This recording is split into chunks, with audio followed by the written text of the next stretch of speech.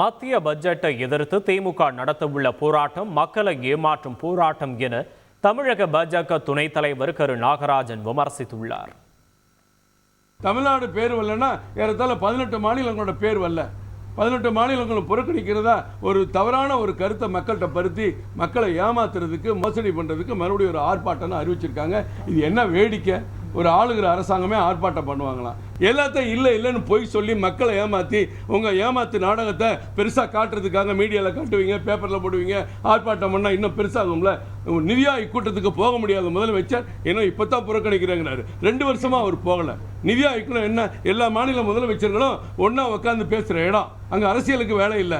எல்லா மாநிலத்தினுடைய நிதி அமைச்சரும் உட்காரணும், நிதித்துறை அதிகாரிகளும் உட்காரணும். அடுத்த இந்த ஓராண்டுக்கு உங்கள் மாநிலத்துக்கு என்னெல்லாம் நடந்துகிட்டு இருக்கு, என்ன வேணும், என்னென்ன திட்டம் கொண்டு வர போறீங்க எல்லாம் பேசக்கூடிய இடத்தை புறக்கணிக்கிற ஒரு முதலமைச்சர் தமிழ்நாட்டுக்கு வேணுமா? இது மக்களை ஏமாத்துற போராட்டம். செய்திகளை உடனுக்குடன் தெரிந்து கொள்ள உடனே சப்ஸ்கிரைப் பண்ணுங்க.